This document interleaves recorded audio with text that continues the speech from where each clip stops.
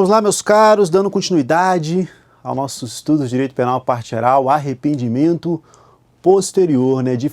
Principalmente diferenciar arrependimento posterior dos institutos anteriores, né? Tentativa, arrependimento eficaz e desistência voluntária. Primeira coisa, sempre, leitura do artigo de lei, né?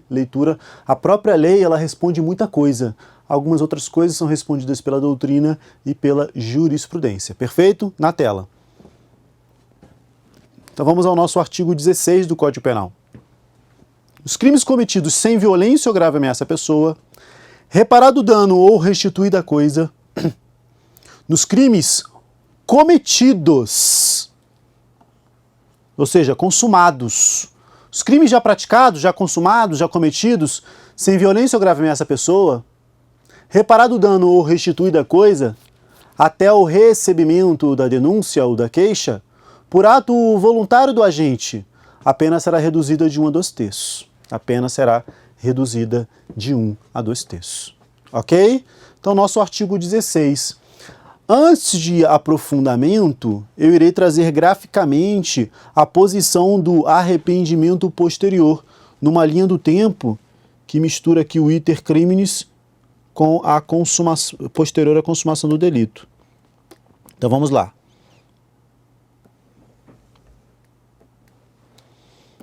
Cogitação, ok? Cogitação é impunível. Depois, preparação. Depois, execução.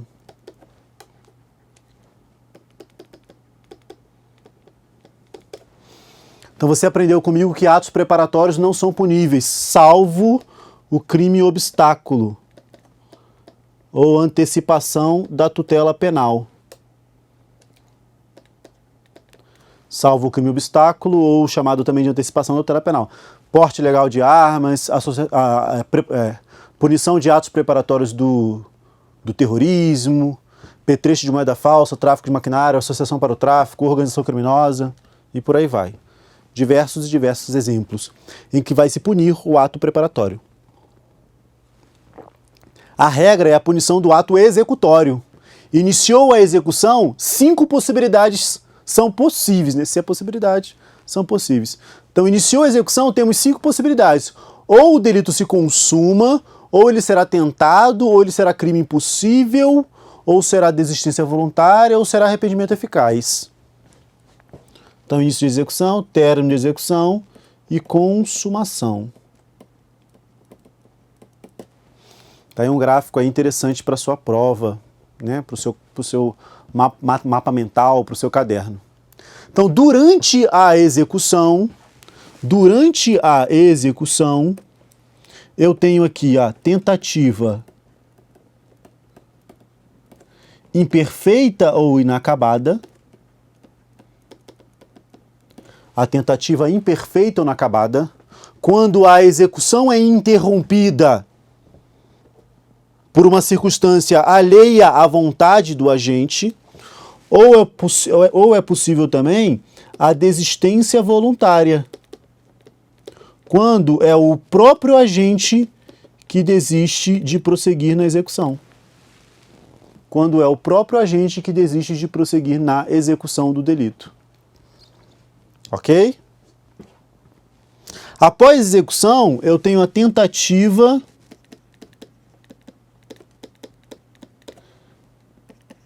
perfeita ou acabada, ou crime falho, ou delito frustrado. O agente já executou, já praticou todos os atos executórios, mas mesmo assim o delito não se consumou. Costumo dizer, sem preconceito, que tentativa perfeita é o caso do Peba. Professor, por que o caso do Peba? Porque em relação ao Peba, você pode fazer o que for, você pode dar 32 tiros nele, dar um tiro de fuzil na cabeça dele, um tiro de 12 na cabeça dele, ele não morre. Então você pratica todos os atos executórios, mas mesmo assim não se consuma. É tentativa perfeita. Tudo bem? Tentativa perfeita, acabada, delito frustrado ou crime falho. Perfeito? E neste momento, na tela, também é possível o arrependimento eficaz.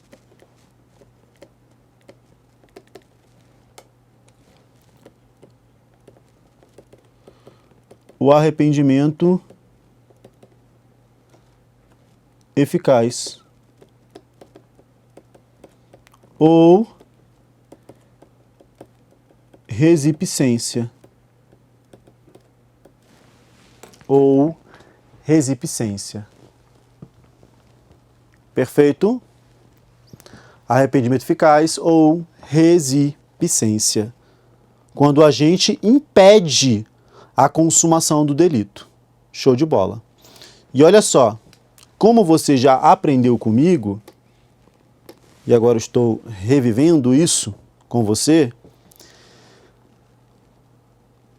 após a execução do delito, ou será crime tentado, ou desistência ou arrependimento, se não ocorrer a consumação, tá? Ou, excepcionalmente, crime possível.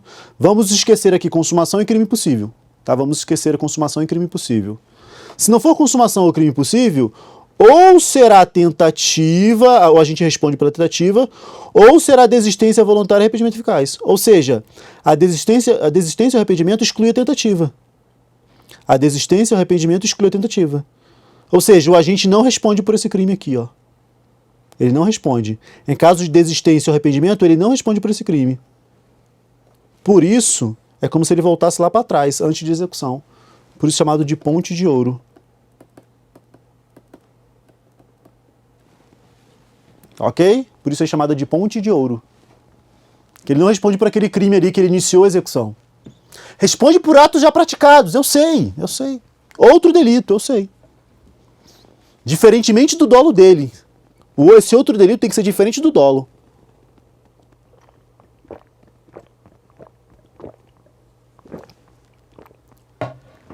Diferente do plano do autor. Perfeito? Tranquilo? Dando continuidade. Após a consumação,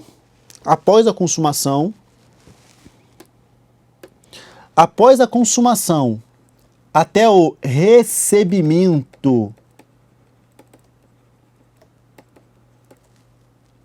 da denúncia ou queixa,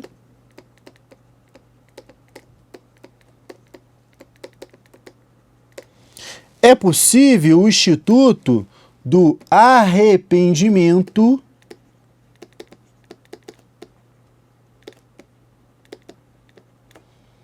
posterior. Então, o arrependimento posterior é a devolução do dano, ou reparação do dano, ou restituição da coisa, até o recebimento da denúncia, até aqui.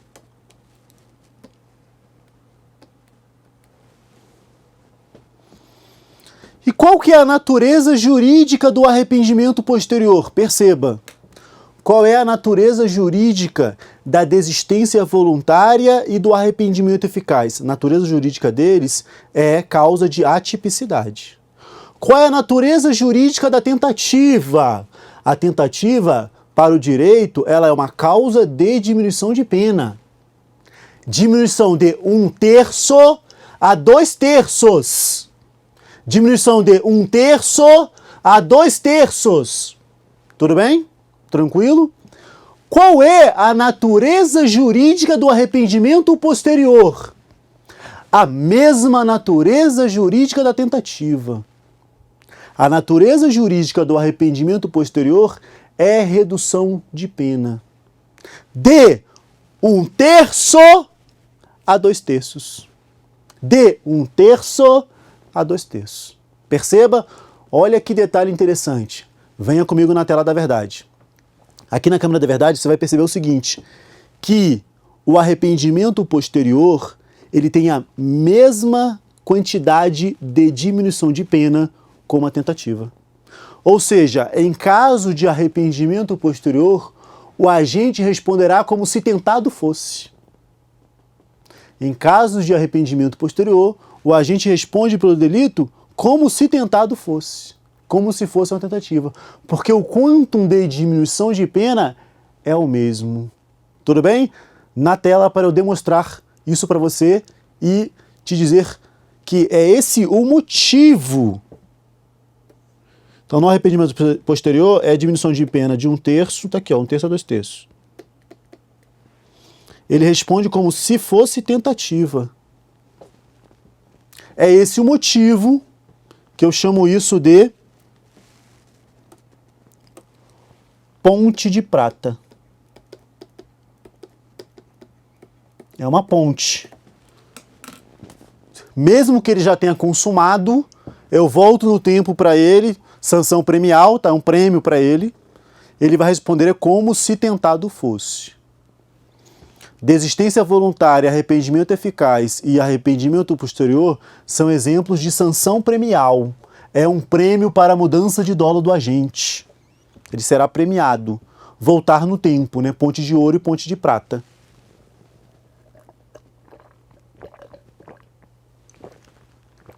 Ponte de ouro e ponte de prata. Tudo bem? Tranquilo? Professor, já aprendi, mas rememora para mim. Ponte de ouro, desistência voluntária, arrependimento eficaz ou resistência. Ponte de prata, arrependimento posterior. Ponte de bronze, confissão. Ponte de diamante, colaboração premiada. Ou ponte de prata qualificada. A ponte de diamante ou ponte de prata qualificada. É a colaboração premiada. Mudou o Brasil, né? Colaboração premiada. Tudo bem? Tranquilo?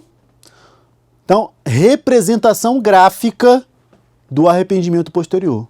Em prova, sempre lembre, é até o recebimento da denúncia. Não é o oferecimento da denúncia. Tudo bem? Tranquilo? Anotou? Deu print? Eu irei apagar tudo.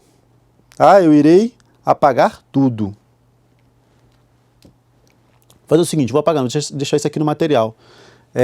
A câmera vai dar um Ctrl D para mim, vai dar um Ctrl D. Dá um Ctrl D para mim e copia essa tela. Tudo bem? Pode vir aqui comigo na tela e dar um Ctrl D. Ok? Dá um Ctrl D e copia a tela, né? Para ela ficar duas vezes, digamos assim. Para o aluno não perder esse gráfico. Tá bonitinho, né? Tá tão bonitinho que eu não quero apagar ele não. Fiquei com pena aqui de apagar. Eu ia apagar. Falei, não, vou apagar não, vou ficar com pena. Vou deixar ele aí para você. Tudo bem? Tranquilo? Na tela.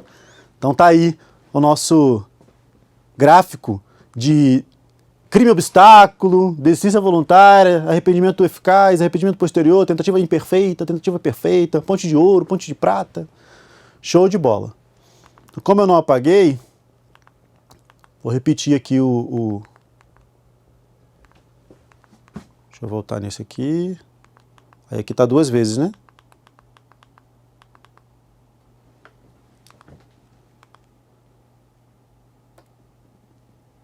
Ele tá duas vezes?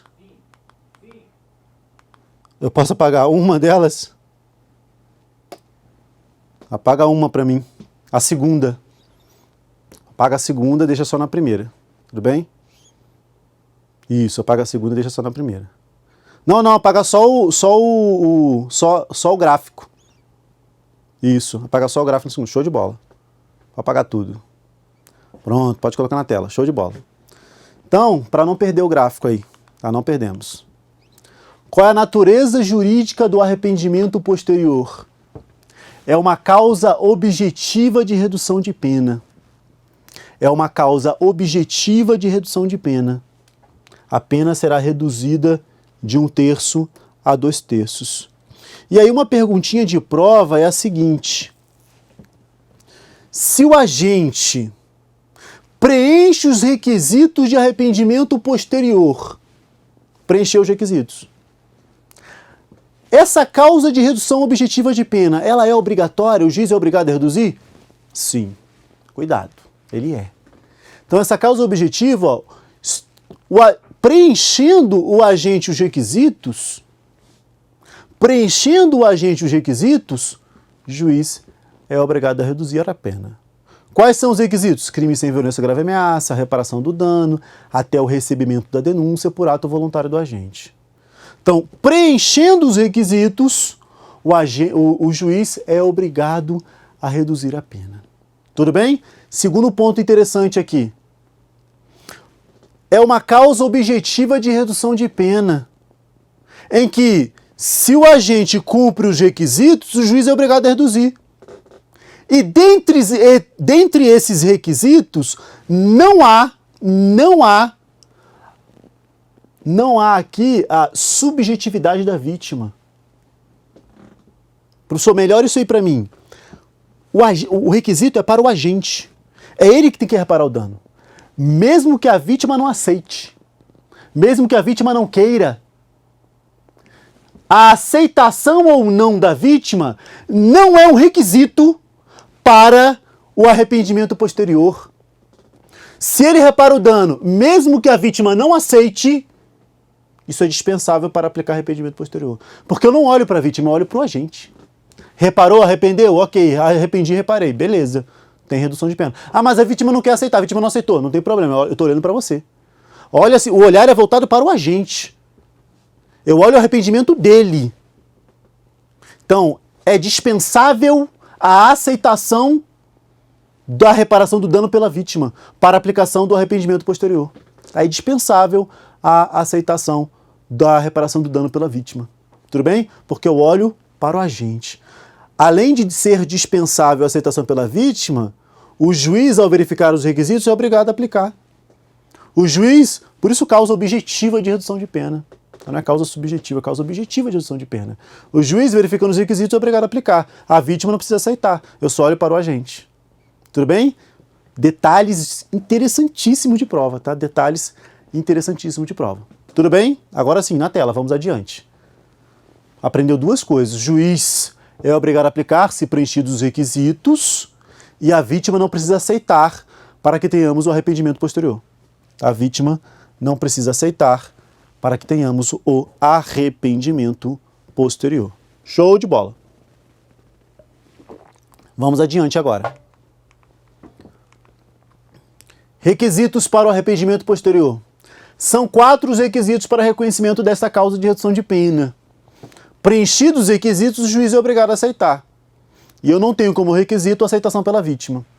Primeiro requisito, que o crime seja cometido sem violência ou grave ameaça à pessoa. Que o crime seja cometido sem violência ou grave ameaça à pessoa. Não é cabível arrependimento posterior nos crimes com violência ou grave ameaça. Então eu já vi algumas questões que trazia lá o crime de roubo. O crime era roubo. O crime era de roubo. E aí o autor do crime de roubo ia lá e devolvia o dano. Assim, ó, vou reparar o dano aqui, vou devolver. A ele eu posso aplicar o arrependimento posterior? Não, não é possível. É possível aplicar uma atenuante. Existe uma atenuante muito parecida. Mas não é possível aplicar arrependimento posterior.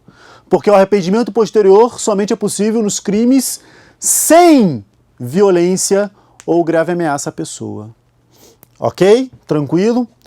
A doutrina, ela discute o seguinte ponto. Quando eu falo crimes sem violência ou grave ameaça, será que engloba os crimes com violência culposa?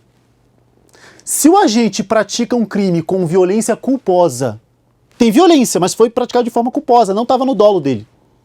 Ele não queria aquela violência. Será que eu considero isso um crime com violência ou um crime sem violência? Crimes praticados com violência culposa. Eu considero um crime com violência ou um crime sem violência? A doutrina tem uma tendência em aceitar isso como um crime sem violência. Porque não está no dolo do agente. Aqui no arrependimento posterior não é mudança de dolo? Então, crimes com violência culposa, consumados com violência culposa, dá para mudar esse dolo? Dá para mudar esse dolo na violência culposa? Não, ele não queria o delito. Ele não queria o delito. Logo, se é cabível o arrependimento posterior num delito em que ele queria, mesmo que sem violência, também seria cabível o arrependimento posterior num delito que ele não queria. Pode colocar na tela. Pela proporcionalidade, aplico a ele o arrependimento posterior nos crimes com violência culposa. Ok? Só um cuidado. Apesar de ser aplicado nos crimes com violência culposa, não se aplica no homicídio culposo. apesar de ser aplicado nos crimes com violência culposa, essa discussão era justamente para o homicídio culposo. Assim, não, e no homicídio culposo eu posso aplicar? Porque é um crime com violência culposa. Apesar de a doutrina dizer que é aplicável aos crimes com violência culposa, não se aplica no homicídio culposo. Professor, tá, por quê, né? Por que aplica na violência culposa e por que deixou o homicídio culposo de fora? Por causa do seguinte, ó. O arrependimento posterior é reparação do dano. Você tem que reparar o dano ou restituir a coisa. Salvo Jesus e Lázaro, a vida não volta. Não dá para reparar. Salvo exceções bíblicas, não dá para reparar. A vida não volta. Então, é impossível a reparação do dano ou restituição da coisa no homicídio culposo. Por isso, o STJ entende que não se aplica o Instituto do Arrependimento Posterior. Não se aplica o Instituto do Arrependimento Posterior no crime de homicídio culposo. Aquela discussão se cabe ou não na violência culposa foi deixada de lado. Falou assim, não, tudo bem, pode até caber. Olha o STJ. Não, pode até caber na violência culposa. O problema não é esse. O problema é que no homicídio culposo é impossível reparar o dano. É impossível restituir a coisa. Aí vem o STJ e fala, olha, só é possível arrependimento posterior nos crimes patrimoniais. Perceba a minha entonação, ó, perceba a minha entonação. Nos crimes patrimoniais, eu coloquei um ponto, olha, pela minha entonação você sabe, eu coloquei um ponto aí? Não, coloquei um ponto.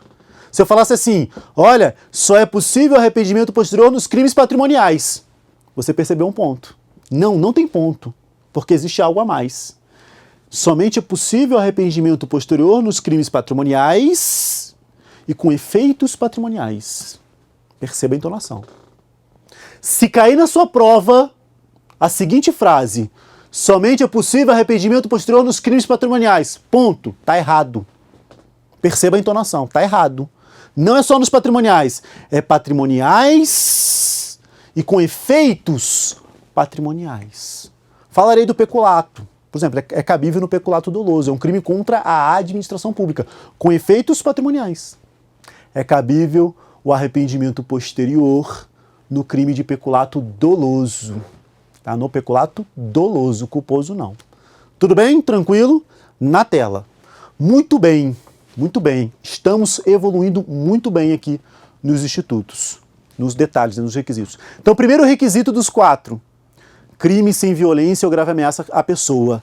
É admissível a violência culposa, mas não é cabível no homicídio culposo.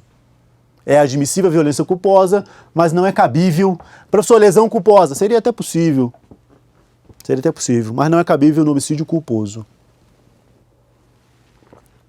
O STJ tem derrubado essa violência culposa, tá? O STJ ele tem derrubado essa violência culposa. Quando ele diz que só é cabível nos crimes patrimoniais ou com efeitos patrimoniais. Então eu coloquei aí crimes culposos, possibilidade, né? Doutrina entende possível, mas não é cabível no homicídio culposo. Segundo requisito do arrependimento posterior, que haja reparação do dano ou restituição da coisa. Que haja reparação do dano ou restituição da coisa. Pergunta: a reparação do dano ou restituição da coisa há de ser integral, total, completa? A reparação do dano ou restituição tem que ser de toda a coisa, de todo o dano completo? Quando você olha para o texto legal, o que ele fala? Ele fala para a gente, olha, que haja reparação do dano, que haja restituição da coisa. Então a primeira interpretação é que tem que ser de tudo. A primeira interpretação, a interpretação aqui literal, é que tem que reparar o dano completamente. Essa é a interpretação do STJ. O STJ entende que a reparação do dano ou a restituição da coisa tem que ser completa, total. Porque a lei fala reparar o dano. A lei fala restituir a coisa. Então essa reparação aí ela tem que ser total. O Supremo Tribunal Federal entende de modo diverso. o Supremo entende o seguinte: olha, a lei fala reparação do dano. Reparar o dano, eu tenho que olhar para a vítima e verificar se a vítima está satisfeita com aquela reparação. Se a vítima estiver satisfeita, houve reparação do dano, estando a vítima satisfeita. Então, olhando para STF, olhando para a vítima, é possível a reparação parcial do dano. Por exemplo, foi furtada uma televisão que custa R$2.000. O agente, na hora de reparar, ele devolveu uma outra televisão que custava R$1.700. Mas que a vítima ficou satisfeita. Não, só verificou ali. Tem a função Smart? Não, tem função Smart. Pega a internet aqui, posso assistir aqui um Netflix, posso assistir aqui um Prime. Tá tranquilo, para mim tá tudo bem. Ou seja, não reparou todo o dano. Uma reparação foi parcial, mas a vítima está satisfeita. Logo, o Supremo entende que houve reparação do dano. STJ total, Supremo parcial. Tudo bem? STJ total, Supremo parcial. Perfeito? Na tela. É o segundo ponto aí. Que haja reparação do dano ou restituição da coisa. Reparação parcial, só para o Supremo. A reparação parcial, somente para o Supremo Tribunal Federal. Então essa reparação do dano ou restituição da coisa é o fundamento que o STJ se utiliza. Não sou totalmente a favor, mas é o STJ que tem falado, está muito além de mim. É o fundamento que ele se utiliza para dizer que só é cabível o arrependimento posterior nos crimes patrimoniais ou com efeitos patrimoniais. Tá? Crimes patrimoniais ou com efeitos patrimoniais. Terceiro requisito: a reparação deve ter se operado até o recebimento da denúncia. A reparação deve ter se operado até o recebimento da denúncia. Não confunda recebimento com oferecimento da denúncia. Não confunda recebimento com oferecimento da denúncia. Com isso, eu posso te trazer aqui o artigo 25 do Código de Processo Penal, artigo 25 do Código. Trarei outros institutos, vou começar pelo 25. Do que trata o 25? O 25 ele trata o seguinte: existem crimes de ação penal pública que dependem de representação do ofendido. São chamados crimes de ação penal pública condicionadas à representação do ofendido. E tem também condicionada à requisição do ministro da Justiça. Mas vamos tratar somente aqui dos crimes de ação penal pública, dando uma pincelada em processo penal. Crimes de ação penal pública condicionadas à representação do ofendido. O ofendido, ele tem que representar no prazo de 6 meses a contar do conhecimento da autoria do delito, para que ele autorize o Estado a se movimentar. Essa representação, ela autoriza o Estado. Fala, Estado, pode pegar o cara. Se o ofendido não representar, é porque ele não está autorizando o Estado. Então, se ele representa, ele está autorizando o Estado. Pergunto, se ele representou, autorizou o Estado a se movimentar, ele pode mudar de ideia? Ele pode se arrepender? Fala assim, não, eu quero o famoso retirar a queixa, né? Que te fala assim, vamos retirar a queixa. O que seria isso, na verdade, quando ele muda de ideia? É a chamada retratação da representação. Ele pode se retratar dessa representação? Sim. Ele pode se retratar dessa representação. Ele pode mudar de ideia, pode retirar essa queixa. Ele pode falar, não quero mais. Eu quero retirar a representação. É possível? É. É possível até o oferecimento da denúncia. Não é recebimento. É possível até o oferecimento da denúncia. Não é até o recebimento. Mas, se for em Lei Maria da Penha, também é possível retratação de representação na Lei Maria da Penha, e na Lei da Maria da Penha é até o recebimento, em audiência específica com o juiz. Tudo bem? Então, na tela. Enquanto que o artigo 25 CPP fala em oferecimento, o artigo 16 da Lei Maria da Penha fala em recebimento. Então, em Maria da Penha, é possível a retratação, que a lei chama até de renúncia de forma errada, renúncia à representação, até o recebimento da denúncia em audiência específica com o juiz. Tudo bem? Tranquilo? Não terminei esse ponto ainda, tá? Darei continuidade no próximo bloco. Tchau, tchau.